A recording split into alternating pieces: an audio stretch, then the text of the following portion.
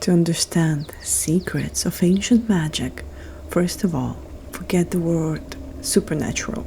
In ancient times, such a concept simply did not exist. Not because magic did not exist, no, because then everything around us was saturated with magic and sorcery. Miracles happened every step.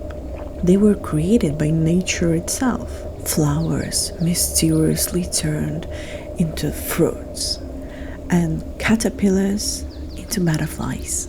Clouds carried a magic power capable of destroying a house with one well aimed lightning bolt. To conjure meant to use power of nature for your own purposes. Anyone could show the world a miracle. For example, after eating a peach, do not throw away the stone. Plant it in the ground and turn it into a tree. Subjugate the power of water and time. Of course, some magical sacraments require strict knowledge and adherence to formulas and rituals. Success is not guaranteed. But the analogy here is this. It is similar to the art of burning clay pottery. Ancient masters did not understand the chemistry of fire, but they, followed by ancient methods and knowledge, they could create elegant and durable vessels. Want to cast a spell or create a clay pot? The order of actions is the same. Collect ingredients, mix them in a strictly defined way, and then patiently wait until the substances about which you know very little enter into a reaction about which you know absolutely nothing. By the way, my personal acquaintance with magic began at the age of 7. I remember how my friends and I laid out cards and communicated with spirits, and once even we tried to summon the Queen of Spades. I'm not really sure about the translation here. And at that time, when I was little, ordinary people did not have internet yet, so the secrets of the mysteries were passed from one to another, from one generation of yard kids to another.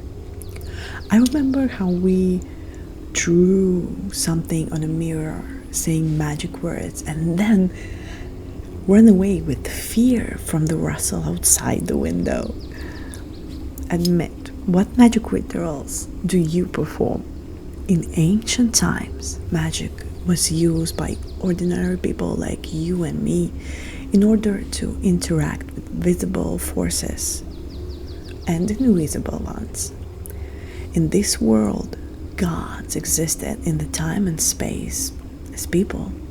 Here, a mortal could not only talk to a deity, but also become one himself. How do you think? For what matters were people awarded such an honor? In general, imagine the world in which everything is possible. This is exactly what the magical world of antiquity was like. This is the introductory video in the series. I made it separately so that it sets the tone and gives understanding.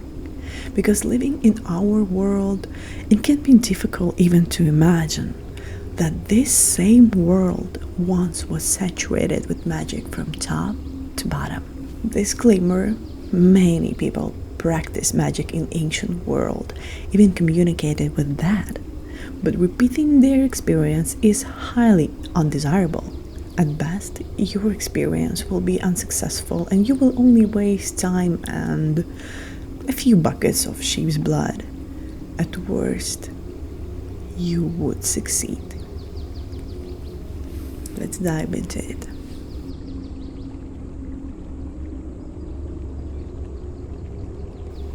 If you were ancient Roman emperor and you had an important battle ahead of you, who would you turn to for an advice?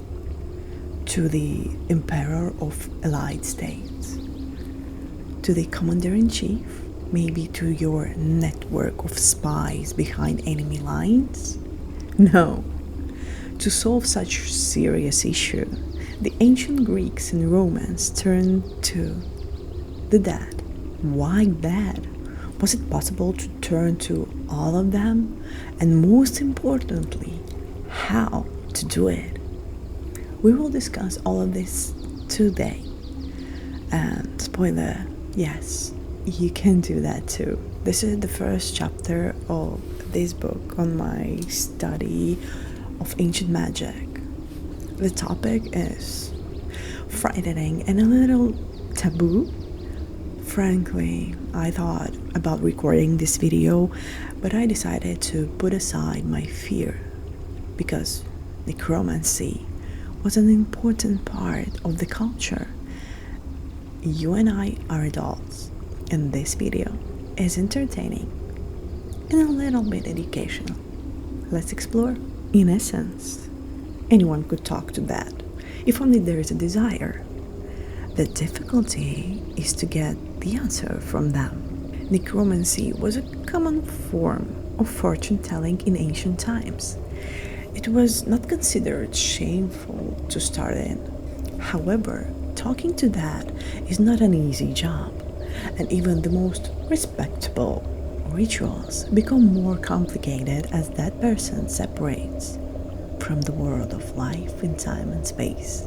The easiest way is to contact the deceased immediately after death and in the presence of their body. If you drag out the conversation for too long, it will become completely impossible, mainly because the dead cease to be dead. So, who are dead? To say that the dead are not those who are alive is an oversimplification.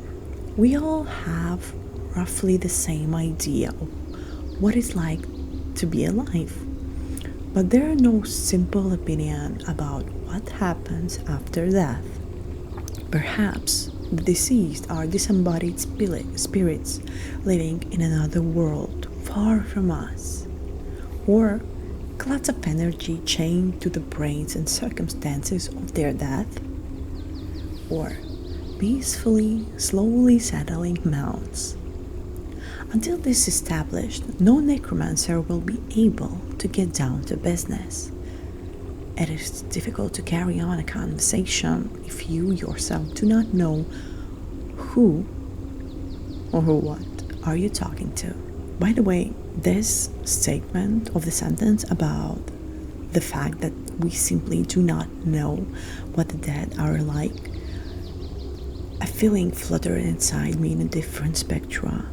I, like many others, am very afraid of death and suffer from panic attacks. At the same time, I realize that there are probably things in our everyday life that are completely unexplored, invisible to people, like radio waves once was. I think we still have a lot to learn and understand about the world, about life. But it never occurred to me until this moment that you can also learn about death someday. From the point of view of ancient Greece and Rome, the state of death is natural for a person. It is worth talking to spirits, if only because they exist outside of time. They realize the future as clearly as the past. So, that man is a valuable contact. The next life will definitely come. The spirit will go to the path of the underworld where the river of death is. Choose a new faith, drink from that, and it will grant him oblivion. Now you can be born again and go through the chosen path. But I like the idea of rebirth much less than many other things. The idea of forgetting your life and living a new one, and we must admit that many paths and lives in our world are very hard and scary and terrible. And that's why this idea seems even sadistic to me. But gladly am not in an ancient world. Of course, after the spirit is born in a new body, the necromancer will no longer be able to reach it. What's the point of appearance of Cleopatra's shadow if now it's Emily from Florida? In Homer's Odyssey, there is a rite of necromancy, which the hero restored to in search of advice for the difficult journey. Three roles are noted in this rite. First, it is clear that the rite was not performed in every space or landmark. It needs a place where the line between the world of the living and the world of that is thin. We will return to this later. A field where the battle has recently taken place checks this box perfectly. Second, blood played an important role in this rite. The whole ritual and rite was about him going to some space and throwing blood everywhere, saying some magical words, and after that, many shadows, like souls, come to him, like hundreds of them, and he was stopping them before he could talk to the person who he needed to talk to, and only afterwards he allowed all the spirits to like enjoy their meal, I guess. So in antique world it was believed that the blood gave life. Therefore, having fed on blood, the dead temporarily came to life. Obviously, this is what they were thirsty for, because at first, hordes of uninvited shadows flew into Odysseus's call. Third thing, the appearance of a bunch of spirits shows that Odysseus could not summon anyone in particular himself. Some spirits appeared because they were somehow distorted by the hero, but many others simply lured the blood. In the writings, there is an image of a sorceress named Ericht. Correct me if I'm wrong, sorry for my pronunciation. So, she allegedly knew how to revive corpse. The image of this sorceress is one of the most terrible in literature.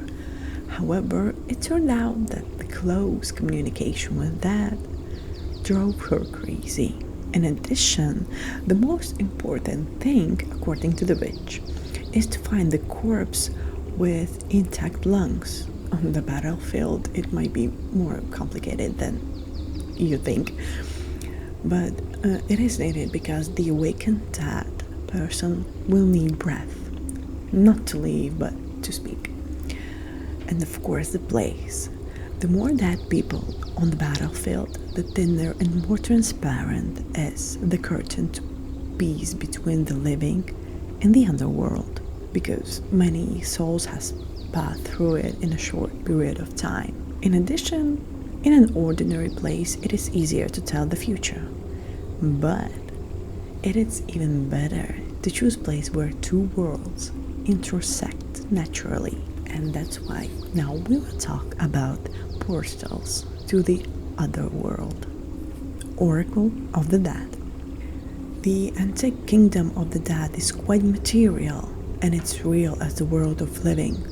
Of course, the spirits of the deceased live there, but the living can sometimes look there under exceptional circumstances. Water in the above ground rivers sometimes rushes down into the underworld. 3 such rivers merge near the city of Thesprotia in Greek region. It is not surprising that this is where the necromancer, the Oracle of the Dead, is located. This place has great fame. It is believed that Odysseus came there for his rite. Later, hundreds of pilgrims flocked there. There are still plenty of visitors there to this day. The fame of this place grew, and the temple was built near it before meeting the spirits of the departed. Not everyone returned from there alive and in the good mental health.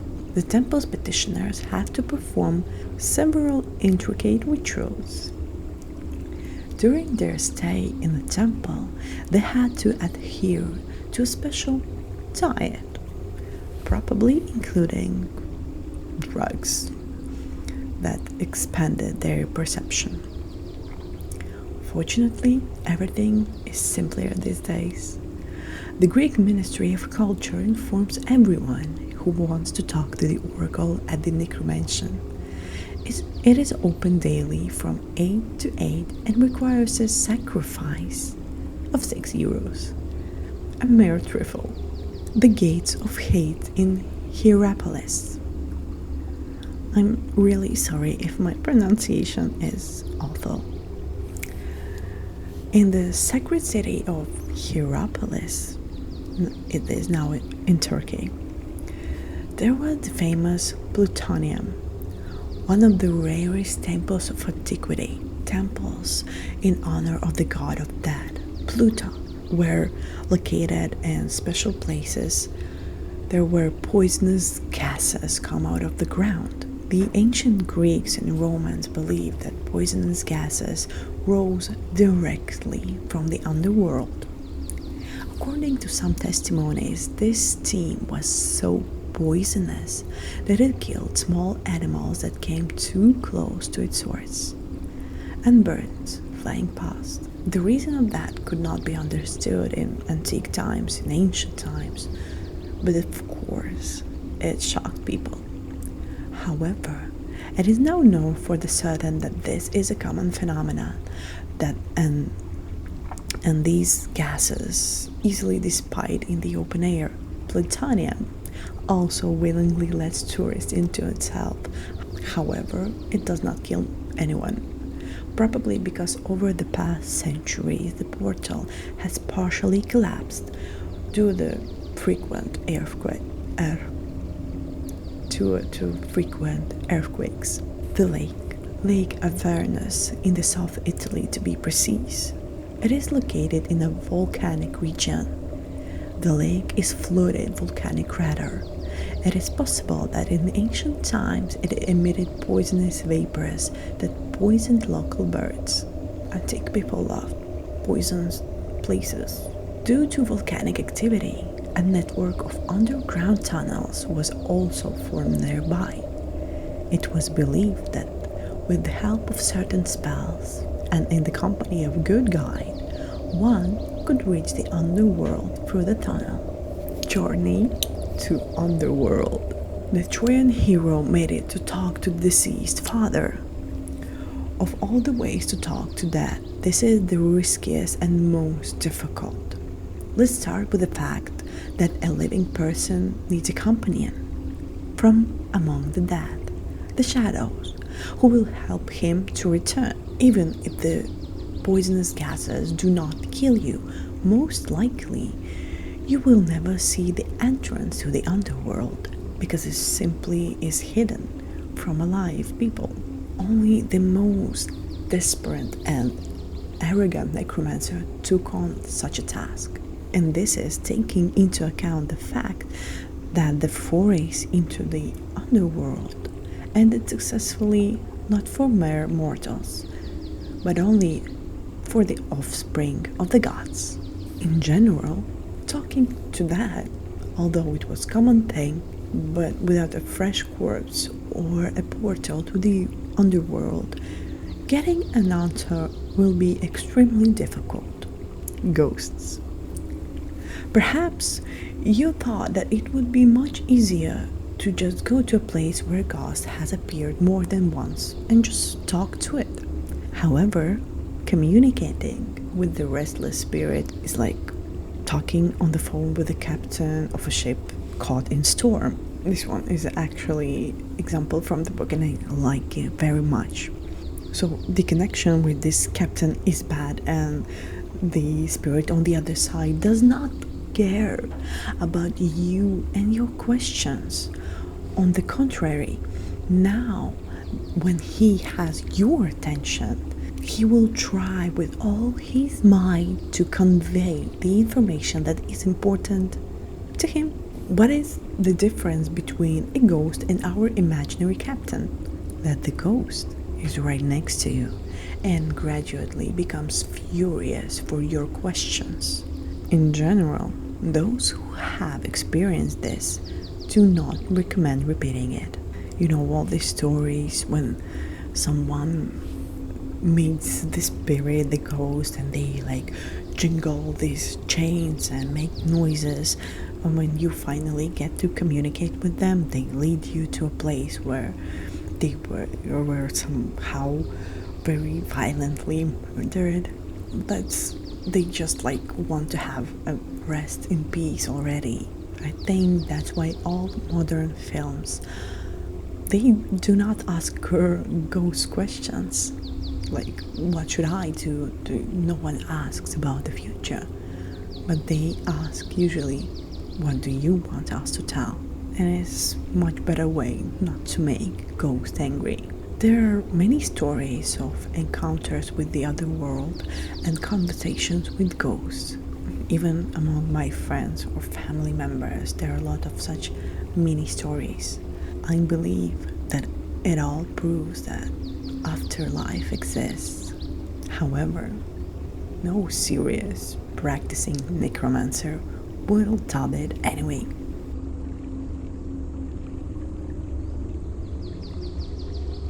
Have you ever been thinking of becoming a wizard for real?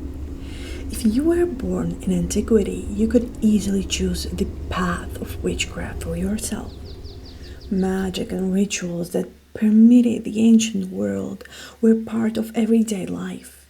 Everyone from housewives to kings could touch magic, whether through simple gestures or complex rituals.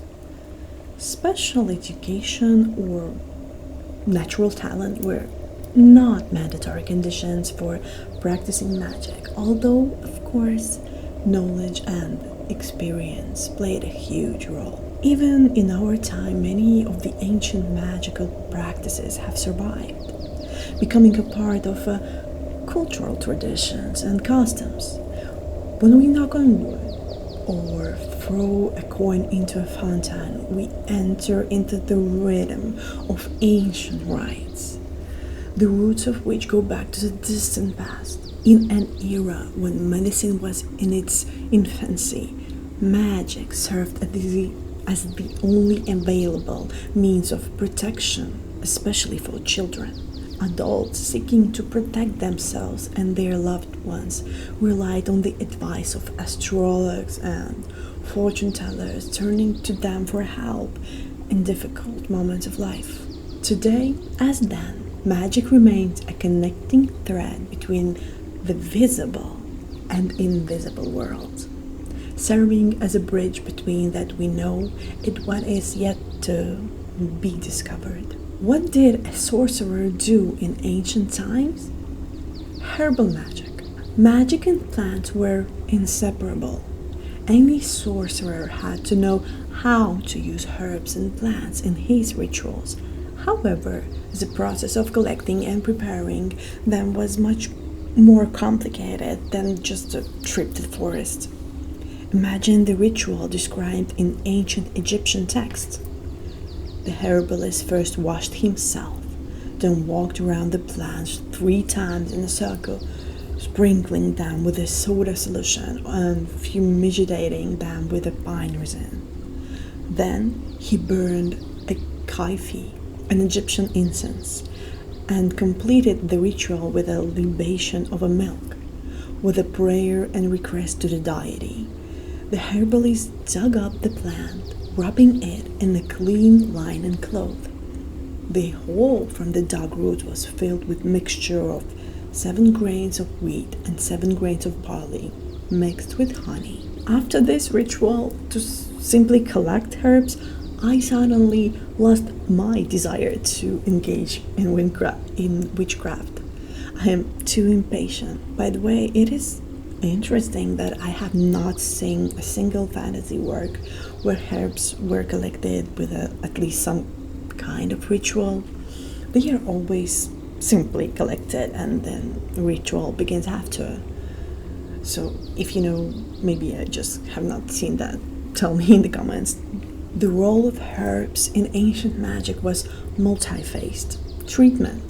For the ancient Greeks and Romans, any medicine and even poison was a kind of witchcraft brew.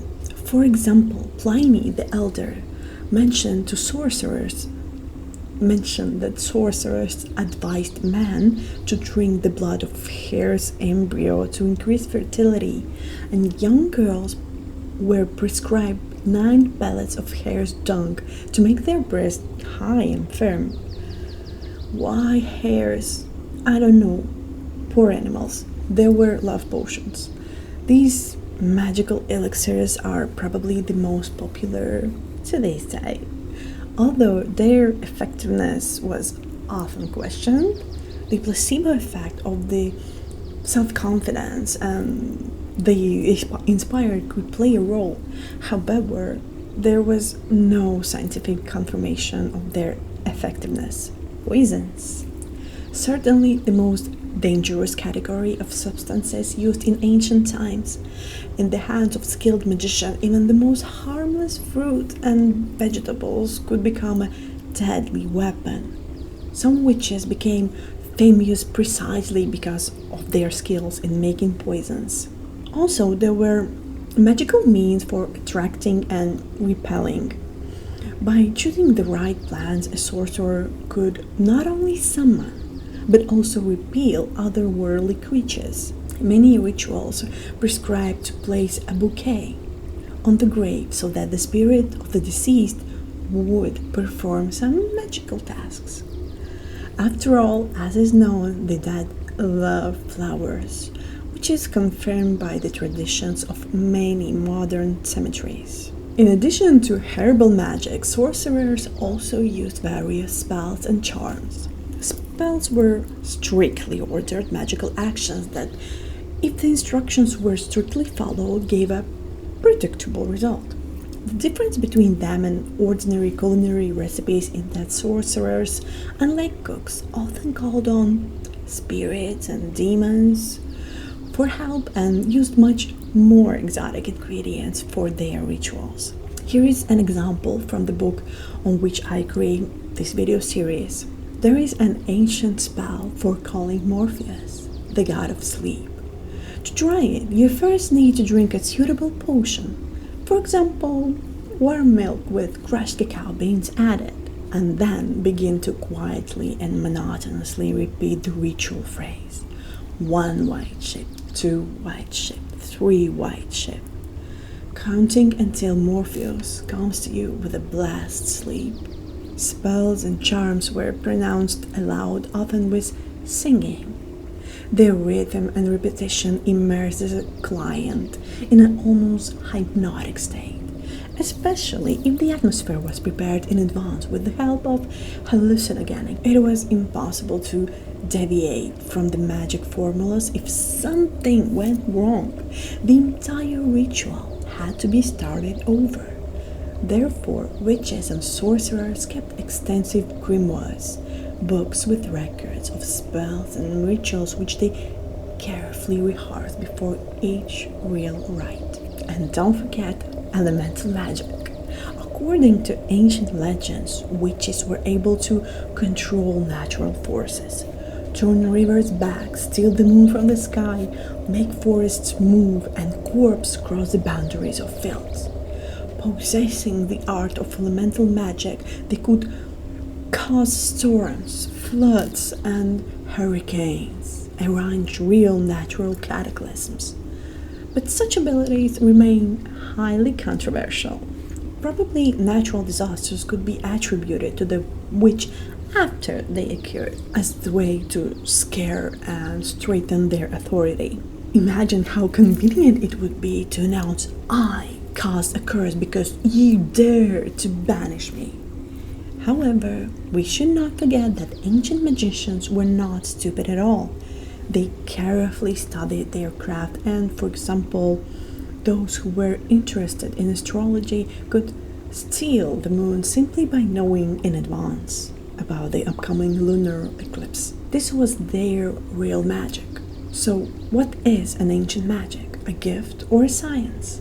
Some magical techniques can be learned through a hard work and practice, but natural gift gave sorcerers a significant advantage. This gift is a result of divine origin.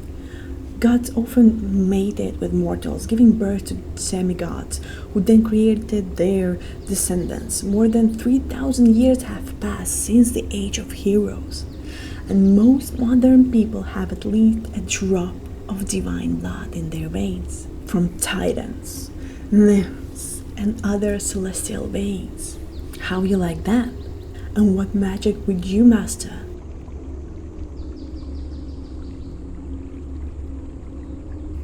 Imagine a vampire. Ready? You and I can picture characters like Edward Cullen, the Salvador Brothers, or the slightly more bloodthirsty characters of the True Blood series. And also an endless number of beautiful, magical creatures from love fantasy. However, they all have one thing in common. They are fictional.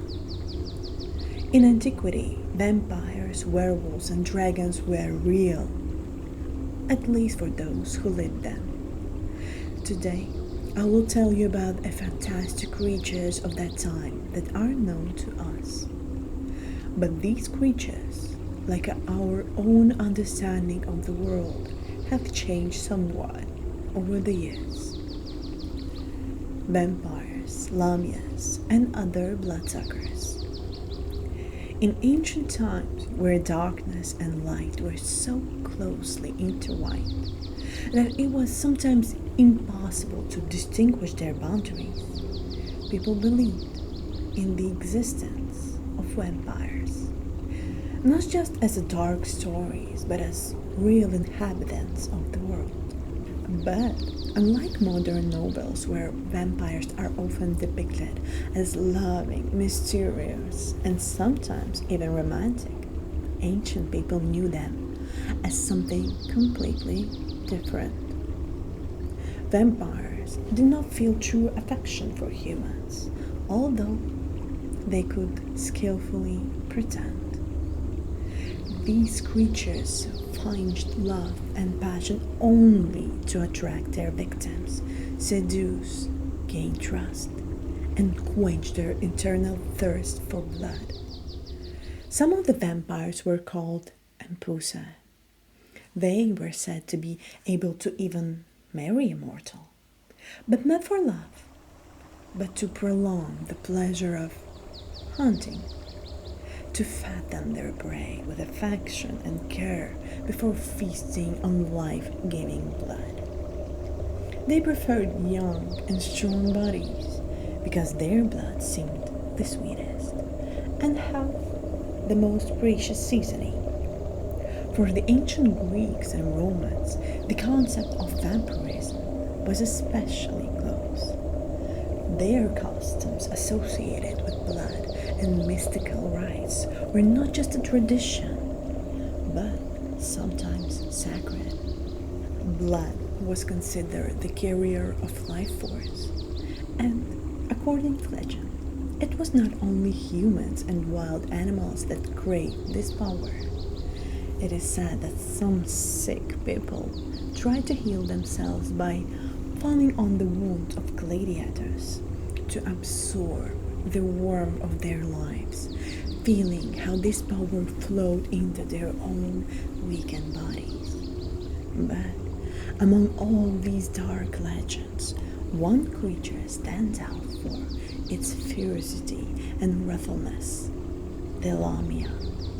It is said that she was once an ordinary woman, but her fate changed when Hera, the goddess of magic and darkness, forced her to do something terrible, to eat her own children.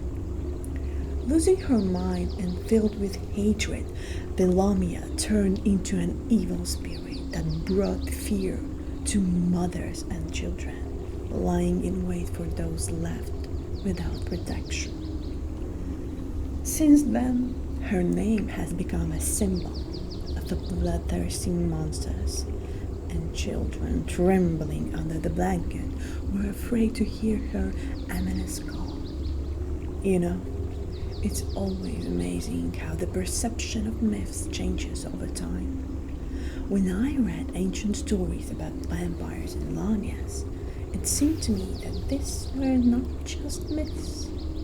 They were something living, breathing in each story. These creatures that our ancestors spoke of were not necessarily something scary or sinister. Maybe there was something more behind them, something that was trying to pass on its lessons to us through ancient legends. Perhaps vampires and lamias were symbols of our own fears and passions, incidents from the lives of our neighbors, or a reflection of the dark sides of our souls that we hide from the light of the day, the living dead. In ancient times, people believed that death was just a transition to another world. Souls could find peace or turn into something beautiful.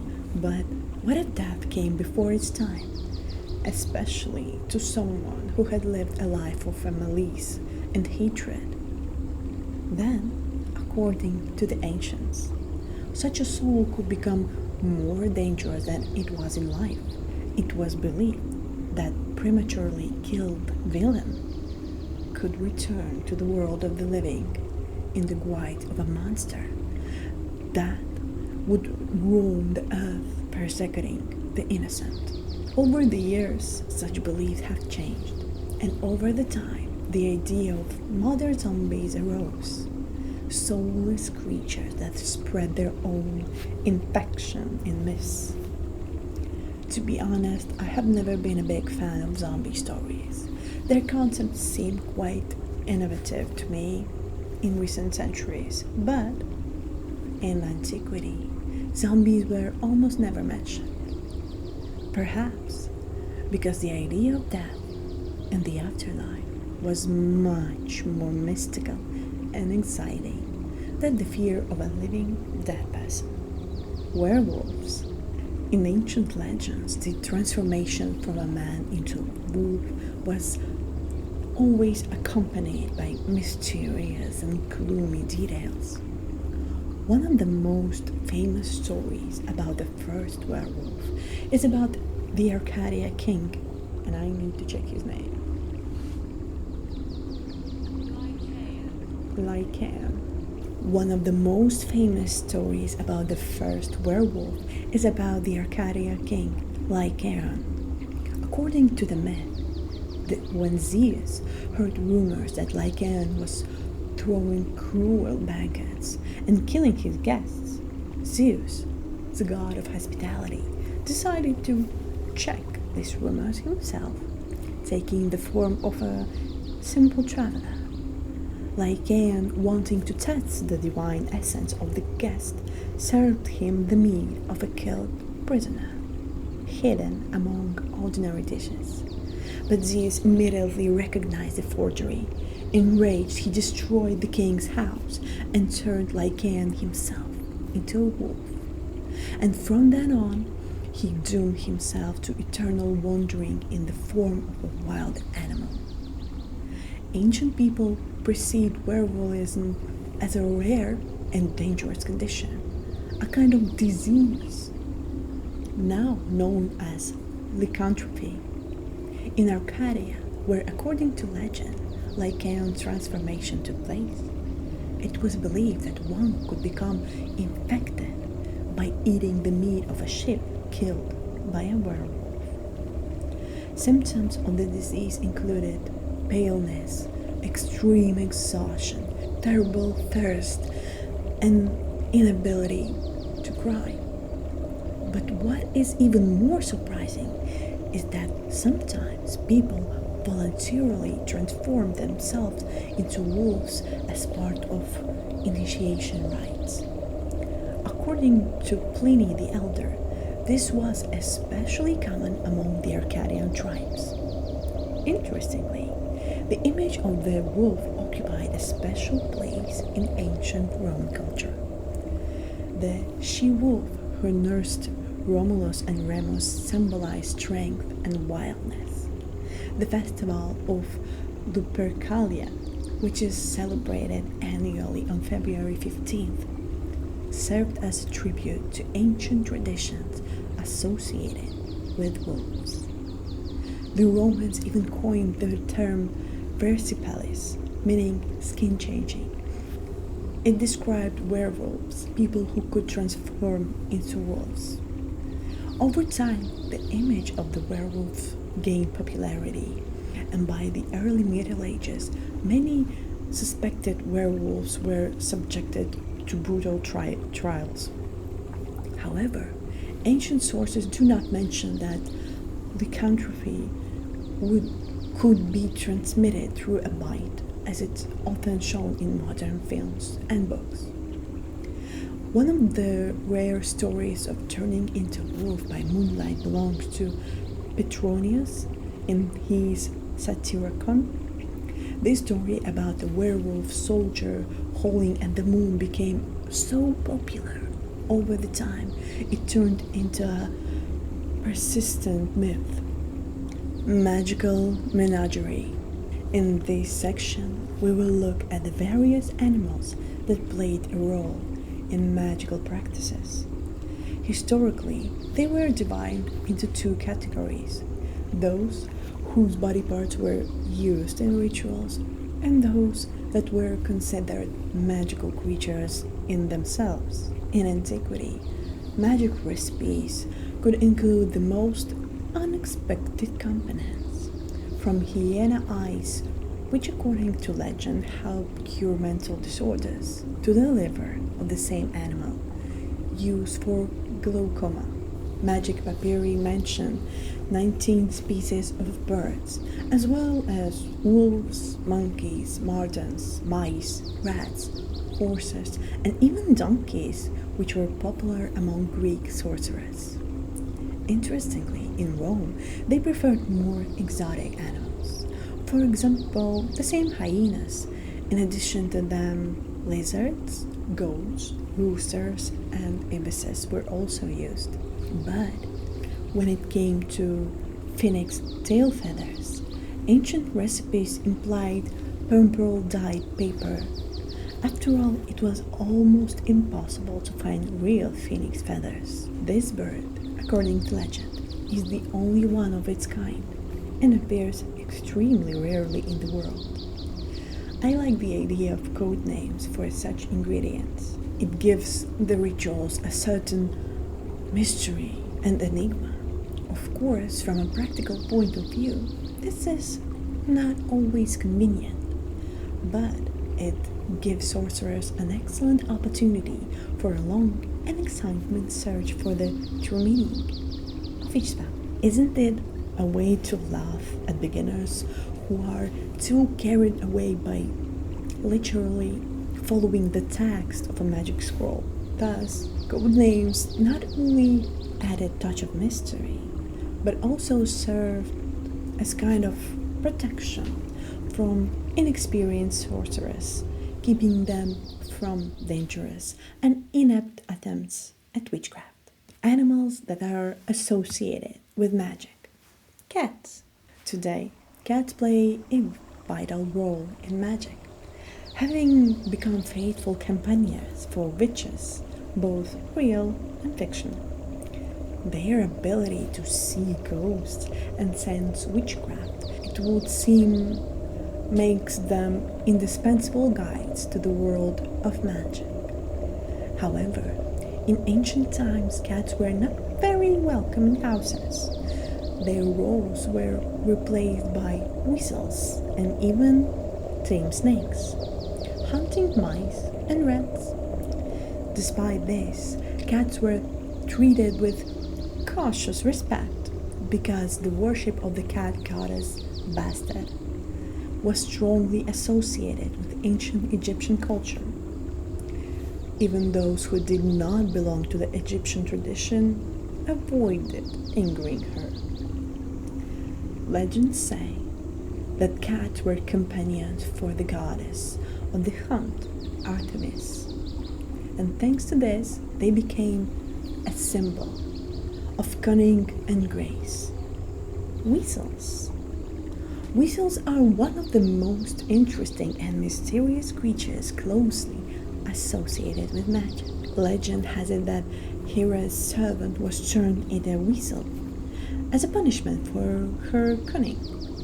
But the goddess Hecate, patroness of all exiles and sorcerers, accepted the weasel into her retinue, making it a symbol of protection and rebirth. It was said that the weasel was able to resurrect dead cubs, and its meat was used as a powerful antidote. In ancient rituals, weasel blood could be used to draw magical symbols that granted incredible power or cast curses. Snakes. Snakes are ancient and mysterious creatures associated with predictions and wisdom since ancient times.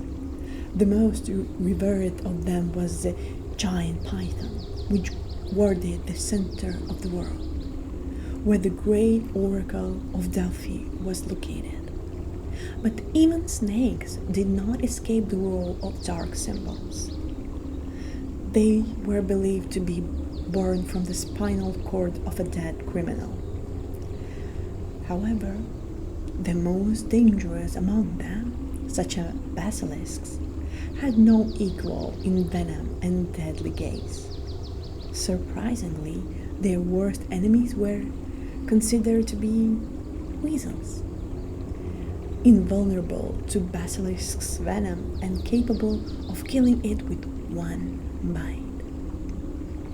Dogs. Today, dogs seem completely ordinary to us pets, but in antiquity, they accompanied the goddess Hecate, who roamed the earth on dark nights. They were often sacrificed to the gods of the underworld, considered messengers of death. The dogs howled, sensing the approach of magical power or ghosts, and often their body parts were used in magical potions. Perhaps their howls and the responses of the ghostly pack inspired ordinary people to pull the blanket over their ears while magic ranged around. Magical creatures. Griffins. Griffins lived in Scythia, a mountainous region on the northern coast of the Black Sea. They are mentioned most thoroughly by the Roman philosopher Claudius Aelian, although these creatures were known to mankind long before that. Griffins are described as creatures the size of a wolf, with powerful bodies, bird-like wings, and 4 legs. Their paws and claws are similar to those of a lion, and their fur is dark in color with red feathers on the chest. The wings are usually white. Despite having wings, griffins were not known to be good flyers, but they had terrifying physical strength. These creatures were often depicted on warrior shields and amulets symbolizing strength, determination, and courage. Harpies were not so much a biological species as a mythical family of creatures that lived south of the sea where the griffins lived, on the Black Sea coast. According to ancient writers, they looked like ugly crows between a crow and a man. Harpies were believed to personify storms and hurricanes, attacking with unexpected cruelty, like sudden squalls. They were as fast as birds and could be involved in mysterious disappearances of people. Some sources mention that harpies were used as magical transport, one of the fastest in the ancient world. Dragons. Dragons are creatures whose power was more symbolic than practical. Magic recipes rarely mention dragon body parts as they were difficult to find, and separating the desired fragment from the whole dragon was almost impossible. Legends about dragons are found in different parts of the world, from Wales to China. Ancient sources knew about Indian dragons, which could reach gigantic sizes up to 6 meters in length.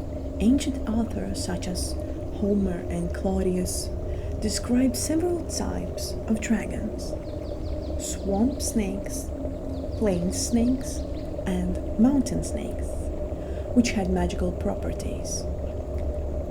Phoenix. The story of Phoenix, as we know it today, is slightly different from the ancient versions.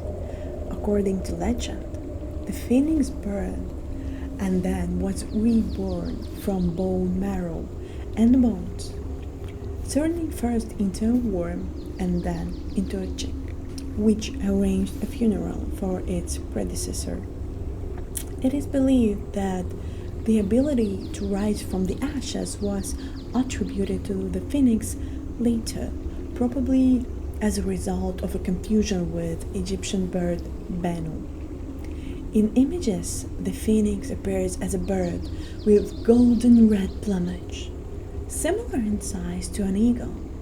When we dive into the world of magic, we touch ancient legends and stories full of secrets and miracles.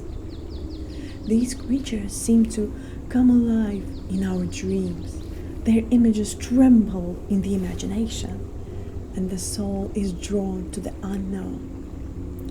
I have spent many hours immersed in fantasy worlds, feeling how they come to life before me. I am especially fascinated by dragons, creatures full of power and wisdom, mysterious beauty and danger. There is something primordial about them that does not let go, forcing you to return to them again and again. Although I read love stories about dragons, their greatness and power never ceased to excite my heart. This feeling is so strong that I decided to capture it on my skin, immortalizing it with a dragon tattoo on my back. Dragons will always be with me, and I will definitely do a series of exploration about dragons.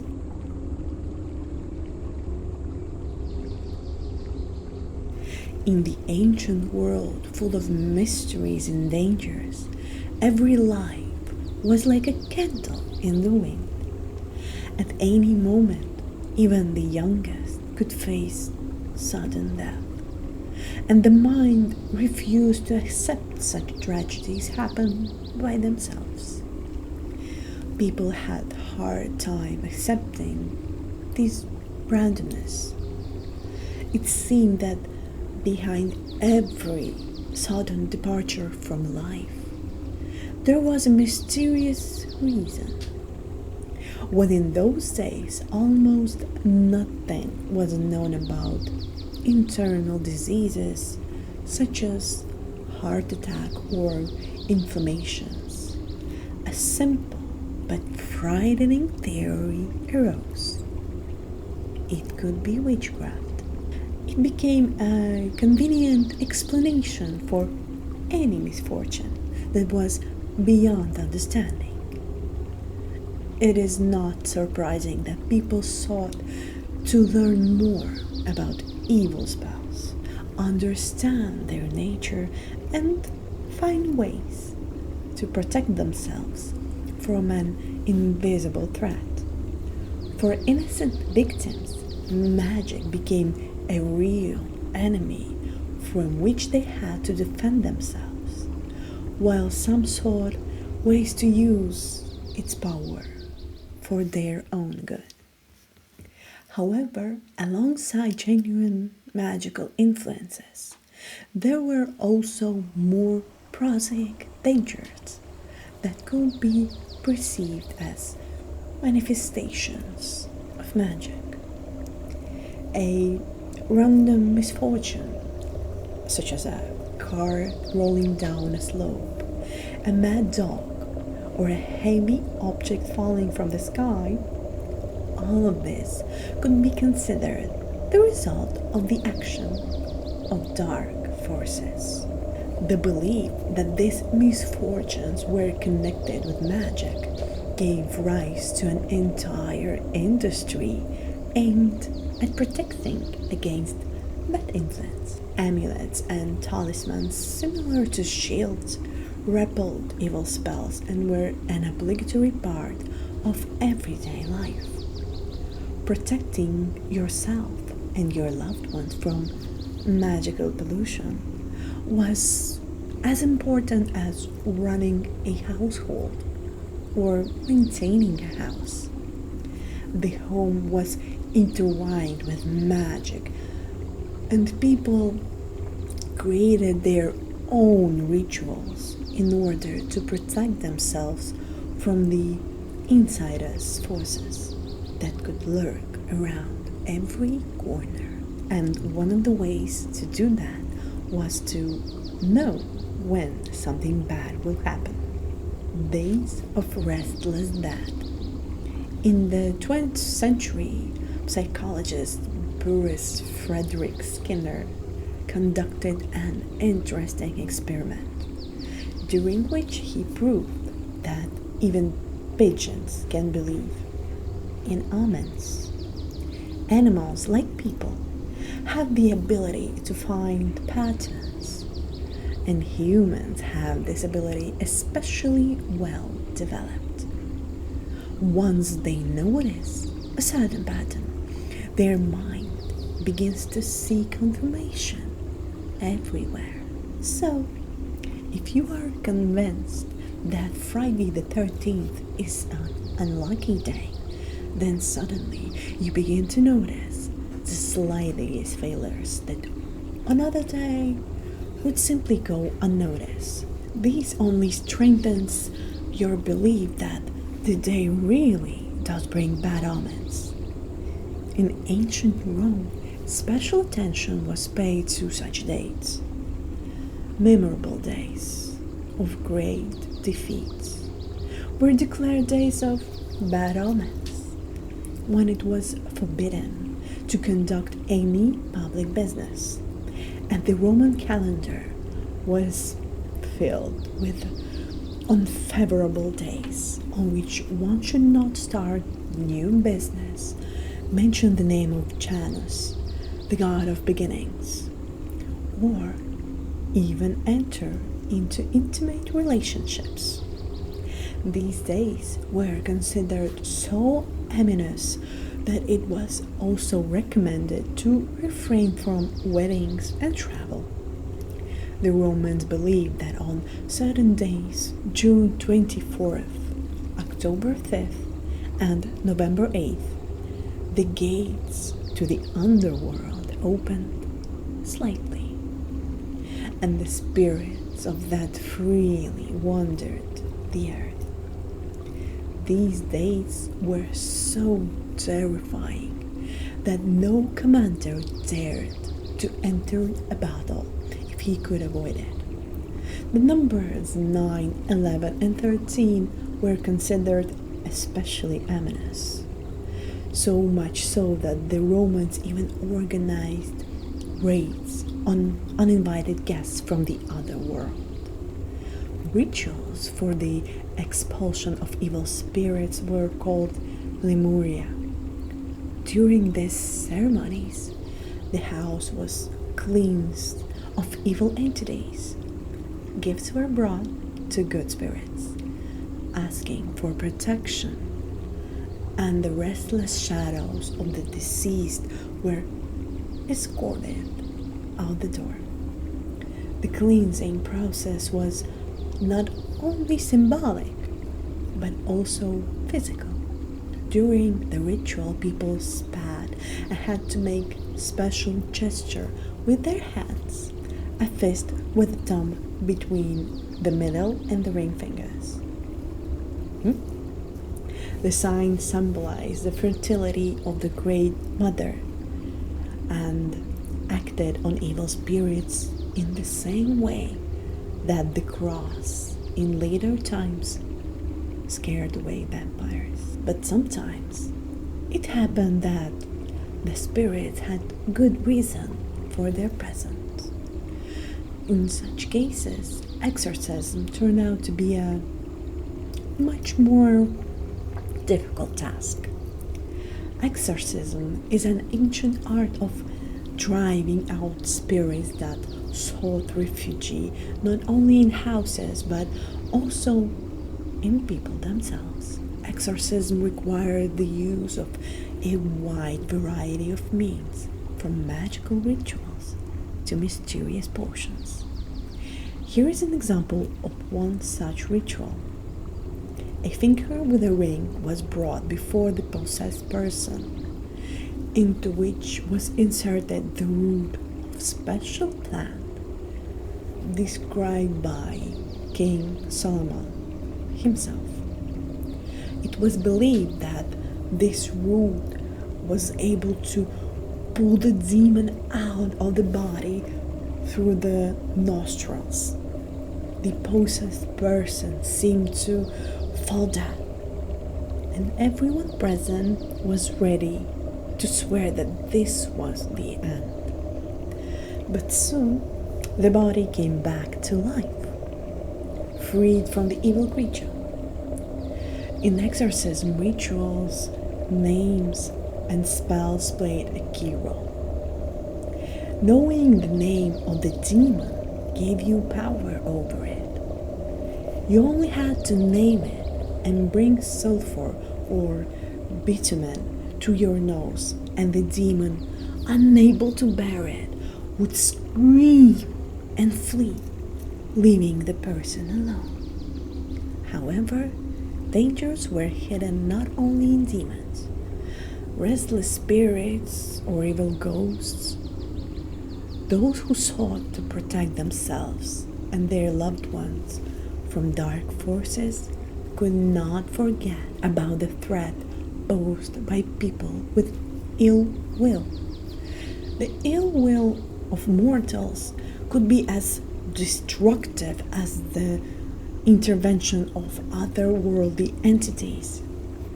The evil eye was a phenomenon that was often discussed in ancient times when discussing witchcraft and superstition. Although the ancients did not have the expression evil eye as we understand it today, they believed that evil look could be harmful.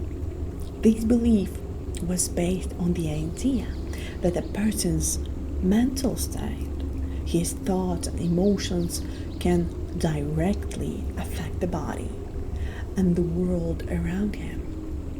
In antiquity, they said, the movements of the soul accordingly dispose the body, which emphasizes the ancient understanding of the connection between the mental and physical states.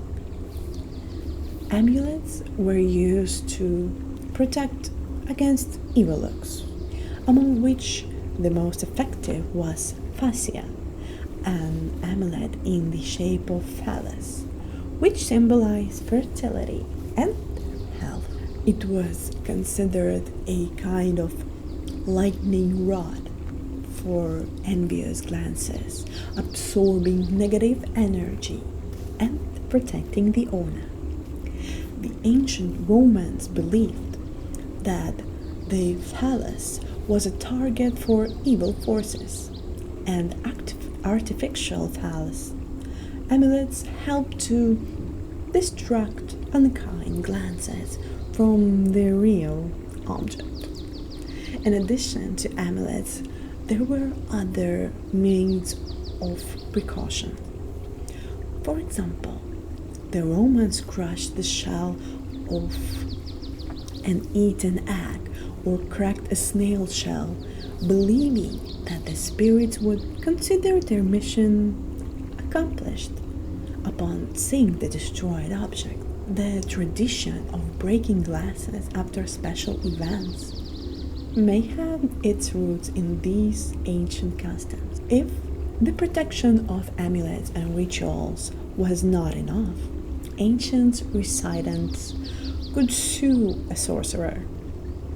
Although it was difficult to prove the evil eye, an injunction was considered an effective means.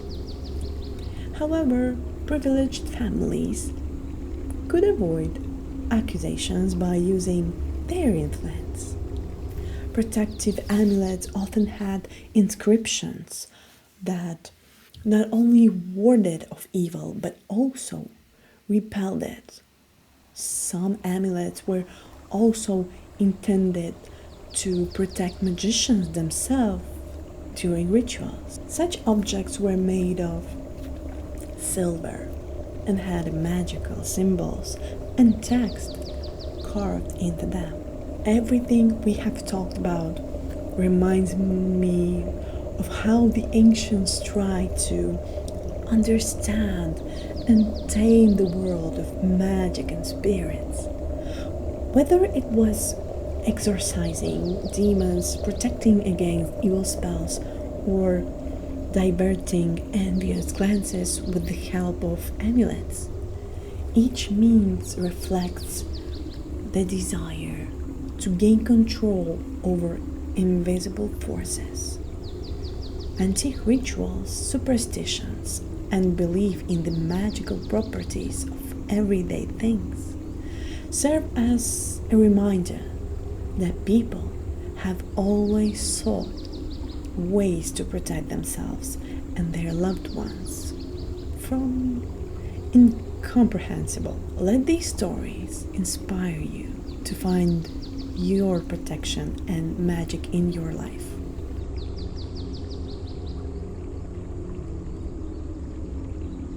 Imagine standing at ancient shrines amidst flickering torchlight, inhaling the scent of incense and hearing echoes from a time long past.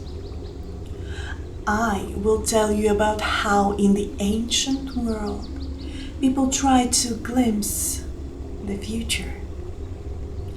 All of this has been passed down to me by old wolves, by the whispers of the wind, by the spirits of those times, and perhaps in a sense I was there and I heard them myself.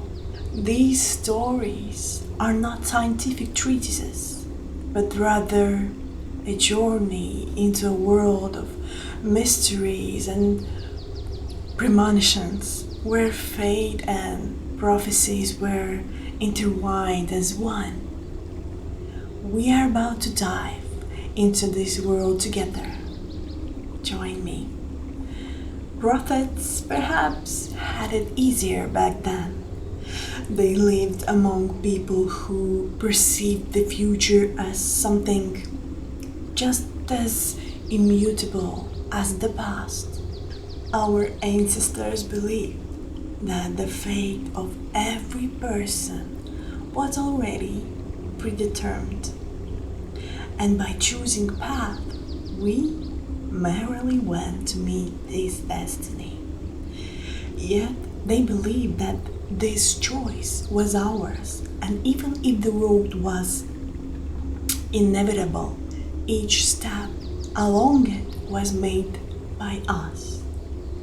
It was a time when prophets did not speculate on dozens of possible outcomes as we modern skeptics do, but they saw one singular future, just one inevitable chain of events.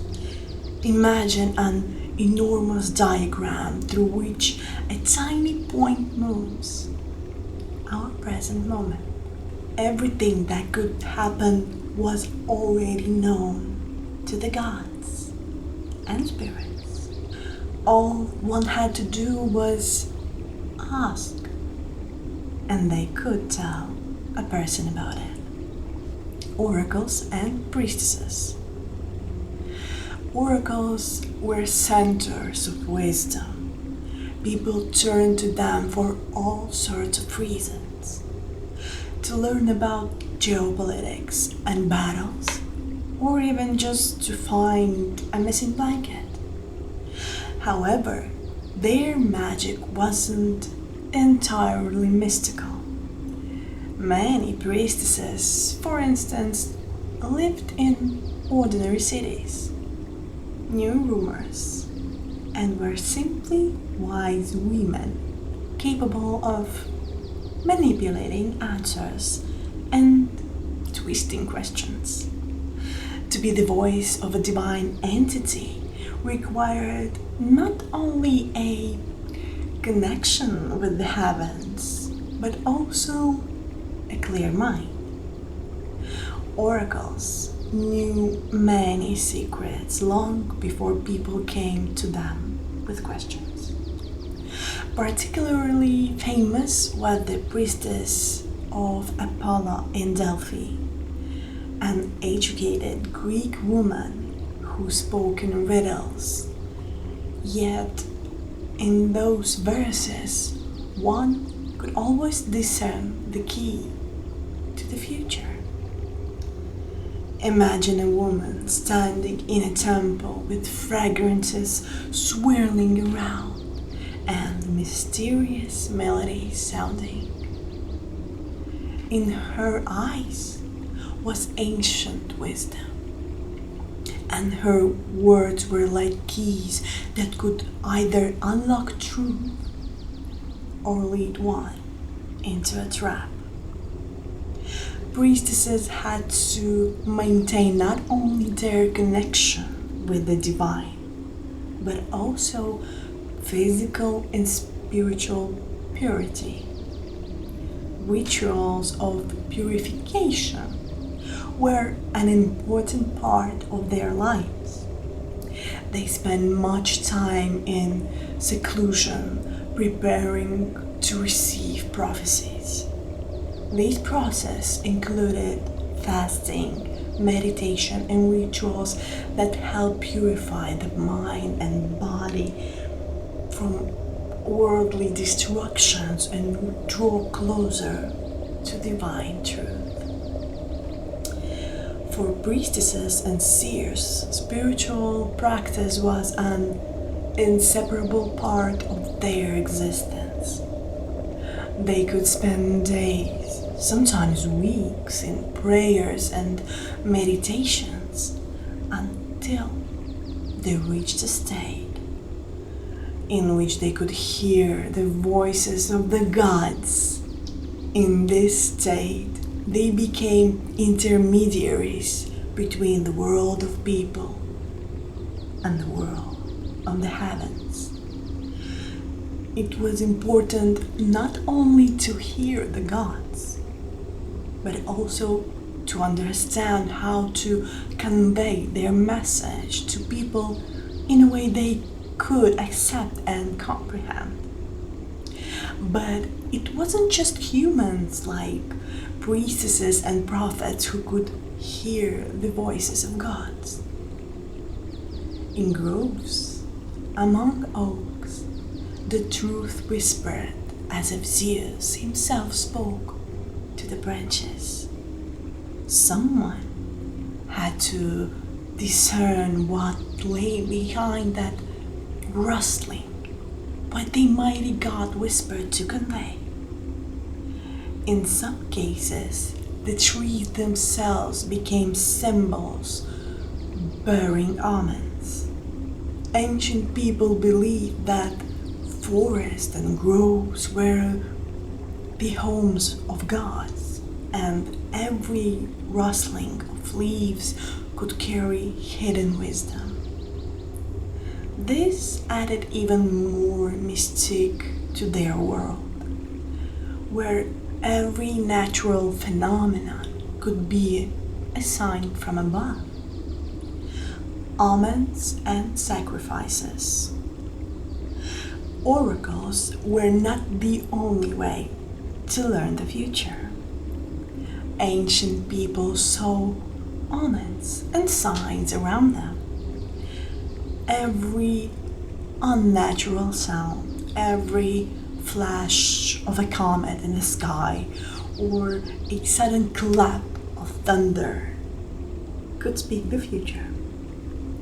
Remember that mysterious comet piercing the sky, foretelling bad events. The human factor, of course, always complicated the interpretation of these signs. People tried to influence what was destined to happen. Sometimes the entrails of sacrificial animals were used for divination. Imagine a priest peering into the liver of a sacrificial sheep, trying to understand what twist of fate awaited the kingdom. These entrails were like a map and needed to be properly read, and every fold was significant.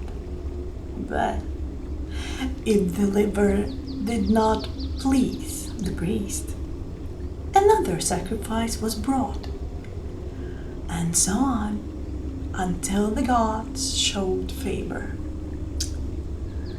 Sacrifices were not just a ritual, but a way of interacting with the divine. People believed that this way they could appease the gods, receive their blessing, or even change their fate. Every step of this process was important, from selecting the animal to the ritual incantations that accompanied the sacrifice. It was believed that only a pure and innocent being could deliver the desired message from the gods. Priests carefully selected animals for sacrifices. For instance, sheep and bulls had to be without a single physical blemish, symbolizing the purity of the sacrifice. After the ritual, priests could watch the smoke from the sacrificial fire for a long time, trying to understand whether the gods accepted their offering. Every swirl of smoke, every crackle of the fire was an important sign that could speak of divine favor or wrath. Birds. Birds were no less important than priests. Their flight, height, and direction carried answers to crucial questions. Roman generals took sacred roosters with them on campaigns to determine whether the gods favored them, whether the rooster pecked at the grain or not, could determine the entire campaign, the fate of many people. Birds circling high in the sky or suddenly taking off from the ground were messengers, capable of conveying the voice of the heavens. By carefully observing their behavior, augurs could get answers to complex questions, determine when the best moment for action was, and what should be avoided. Birds were intermediaries between the world of the gods and humans. Their behavior could be an omen, especially if they were birds associated with particular gods. Ravens, for instance, were associated with Apollo and were considered his messengers. eagles, in turn, were symbols of Jupiter, and their flight could be a decisive factor in making important decisions. In Rome, there was an entire castle of augurs dedicated to interpreting the flights of birds. They were respected people, and their word could influence politics and military campaigns. Dreams. Dreams were also an important source of prophecies. Sometimes a deceased relative would come to a sleeper to warn of impending misfortunes, or mysterious images in a dream required interpretation, like cryptic signs from a world that did not exist. Only the most enlightened could separate mere fantasy from true prophecy, as Plato said. The less a person was involved in vanity, the closer they were to the truth. Dreams could contain symbols that needed to be explained.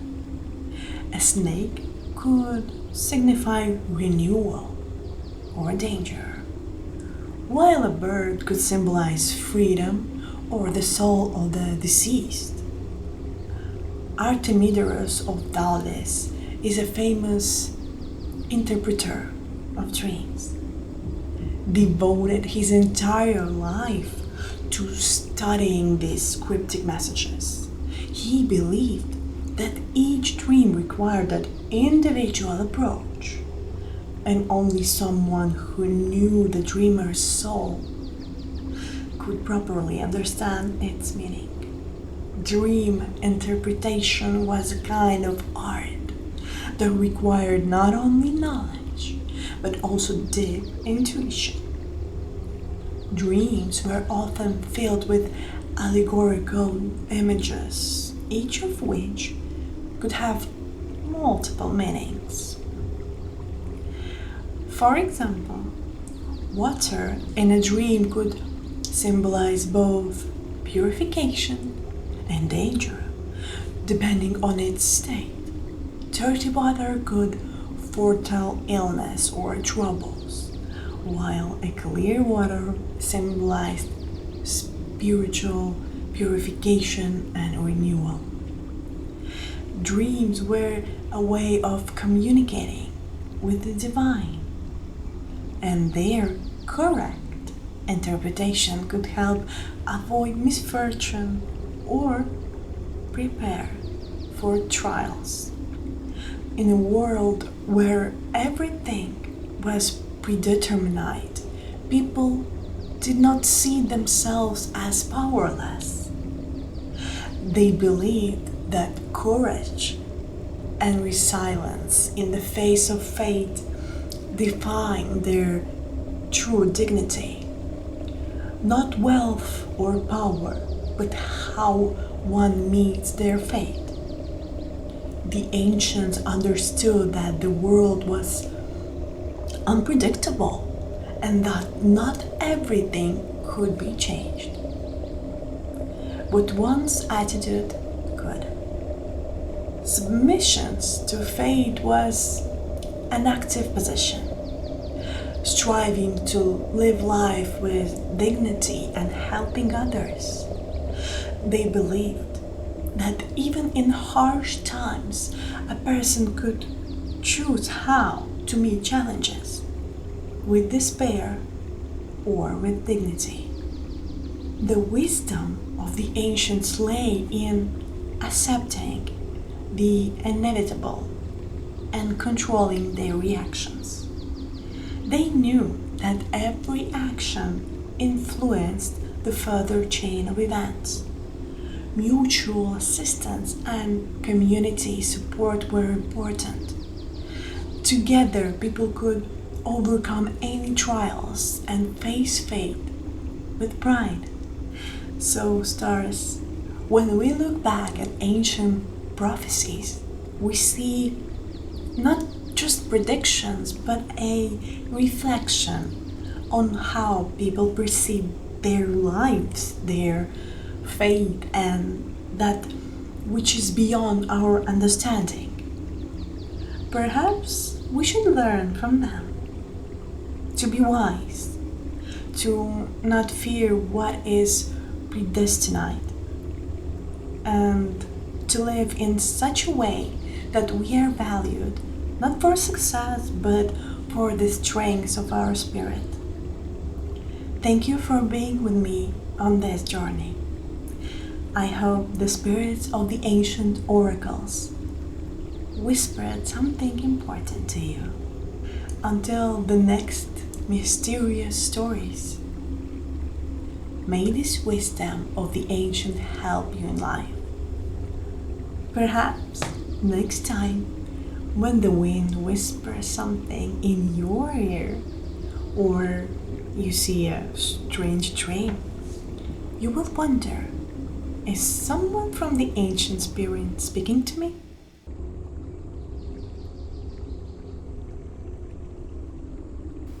Hello. Today we are continuing to talk about antique magic. All the sources are from this book. I have plenty of things to talk about. But today we are talking about love, magic, and hatred magic.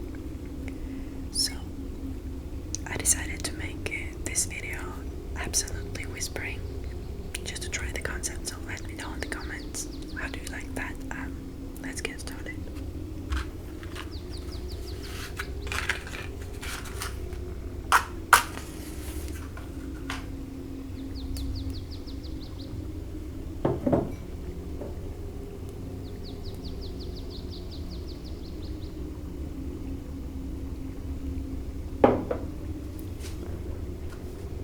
Those who say that love came into the world with humanity are, of course, wrong. This is much more ancient. In the era of antiquity, it was believed that Eros was the first to emerge from the life-giving chaos at the dawn of time. Where would the other gods come from if not the power of fertility that Eros personifies? That is why the sorcerer, trying to subjugate the power of love, is dealing with one of the most ancient elements. If you think about it, love-inducing spells are not so different from causes, as a result of which the object should become exhausted from passion as if from a painful illness. But in fact, the most often the purpose of the spell was to cause not love, but sexual obsession. The ancient Greeks and Romans did not see much difference between them. We will consider both types of charms, and let's begin with love potions. First, let's talk about spells that inspire love. The one that ancient Greeks called philia, tender affection of the heart. It would seem, what's wrong with that? Agonistic charms usually called for help from some otherworldly entity, Hecate, Hermes, or one of the host demons, so that they would penetrate the soul of the victim. Since in such cases the result usually depended on the dose, the husband should think carefully about the prospect of the marriage. What kind of spouse did his wife really need? A gentle or dead one? Increasing dose could not kindle the flame of love, but lead to death in the end. If the one who was going to use love potions was not himself an experienced chemist or sorcerer, he had to blindly trust the one who prepared the composition or gave out the recipe. From time to time, these love potions kill people. They should not be considered harmless. On the contrary, love elixirs can be much more dangerous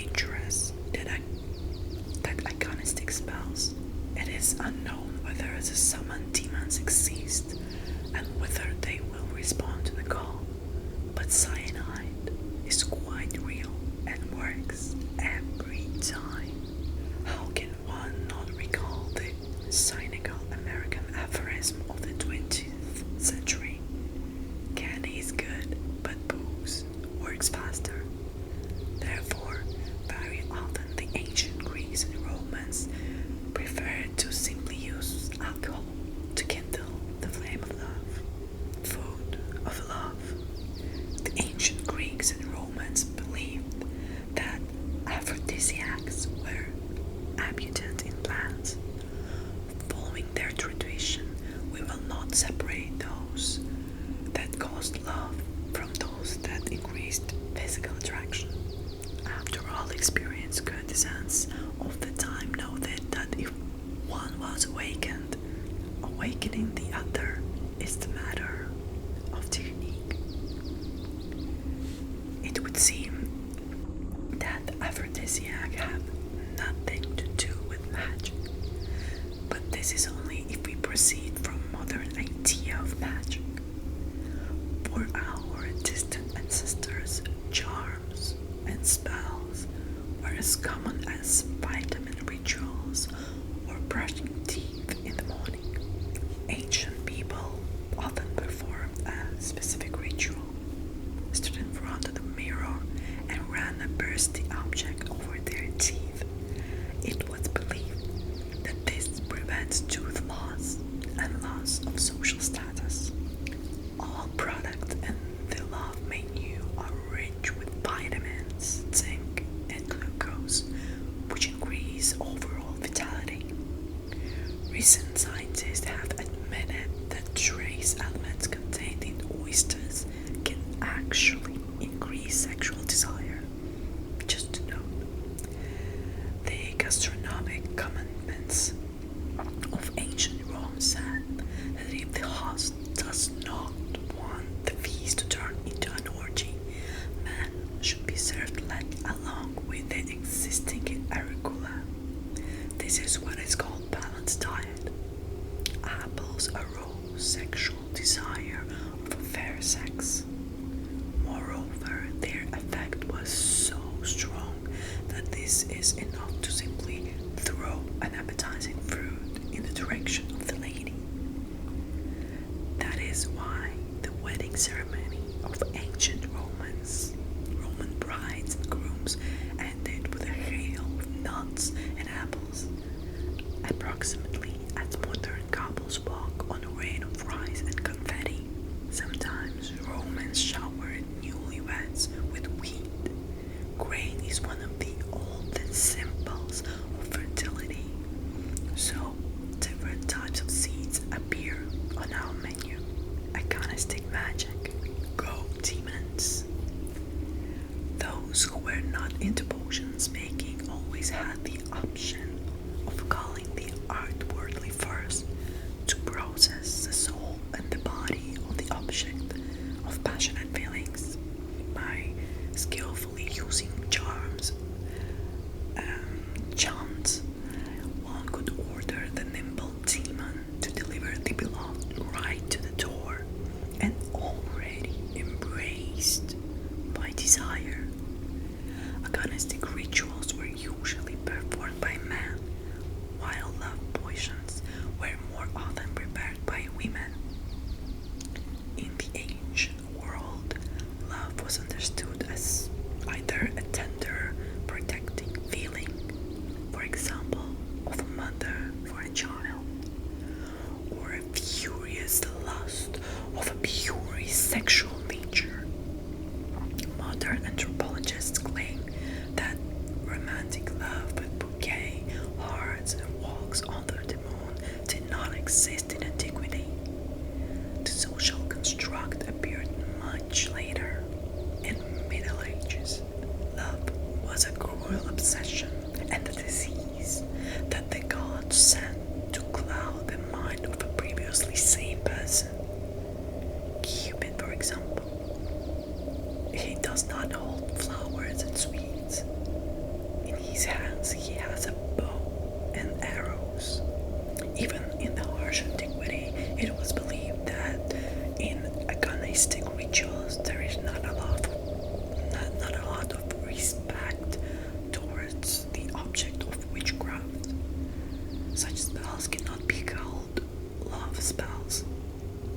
essence, we are talking about rape through witchcraft. Those who cast the curse cared little about what the victim actually felt or how they lived. They were interested solely in submission. There was one Greek spell from Egypt. There, a man begged demons to drag his supposed lover straight to his home.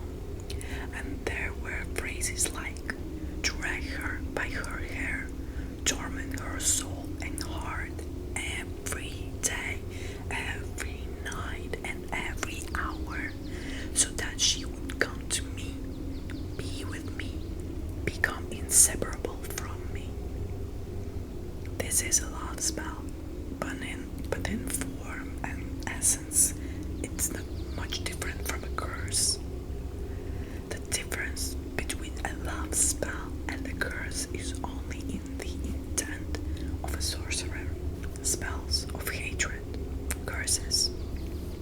Many ancient tablets have been found with the content on them approximately as follows: so that your mind, memory, lungs, and liver would mix together.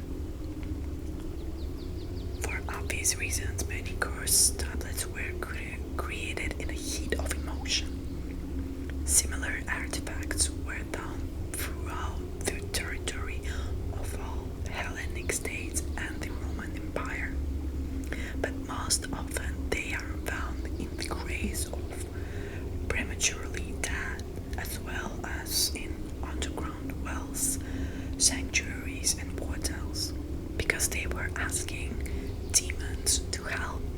Where to do this, if not closer to death itself? I want to say for myself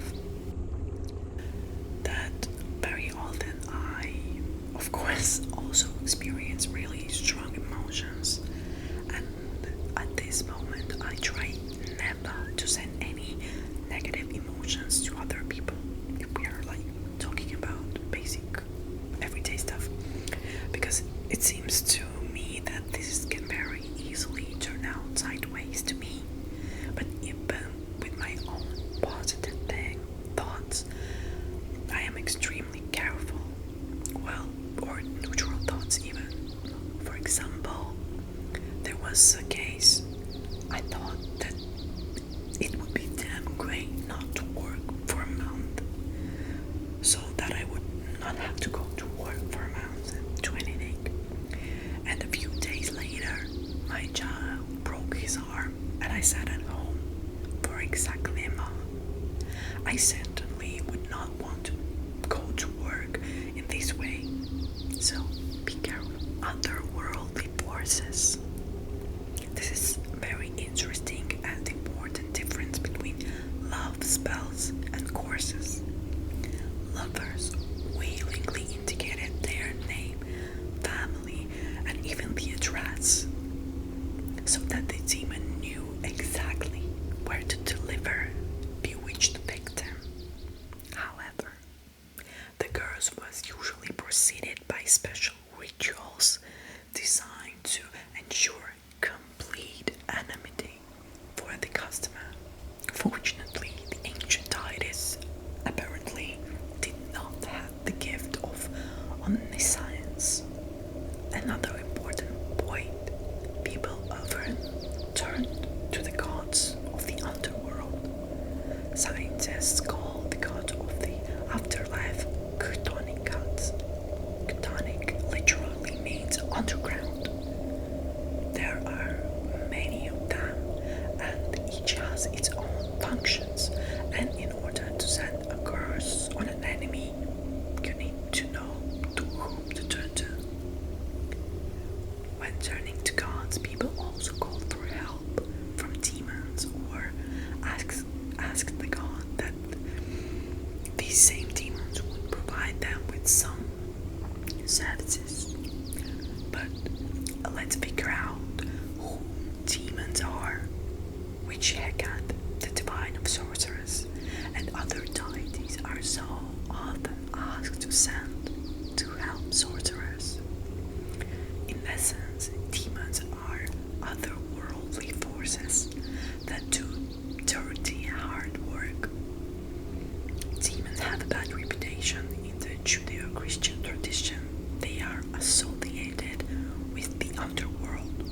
quite reasonably. However, the underworld itself is mistakenly identified with hell. In the view of ancient Greeks and Romans, a demon is an inhabitant of the underworld, representing something more than a man, than a human, but not reaching the level of deity. Sometimes it can even be the spirit of a deceased hero. Demons wander through the kingdom of shadows and come when called. For example, by Hecate, those who decide to call on demons for help cannot be afraid of their intrigues. Contrary to what is said in the Bible, they are not at all evil by nature in antiquity. But if you need real bloodsuckers, turn to the daughters of Nyx, the goddess of the night. The Greeks called them Keras, not chthonic deities.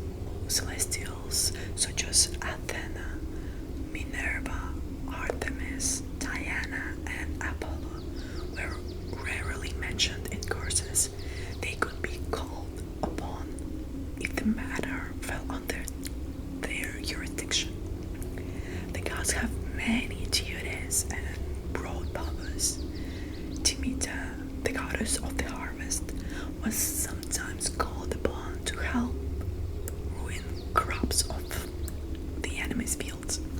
For example, an interesting fact is that not only words and thoughts were used for cursing, ancient sorcerers often supplemented the curse with visual instructions, drew diagrams, and pierced figurines with needles to indicate those parts of the body that should bring the greatest suffering to the victim. This part of the ritual is not obligatory, but it relieves stress perfectly. That's all for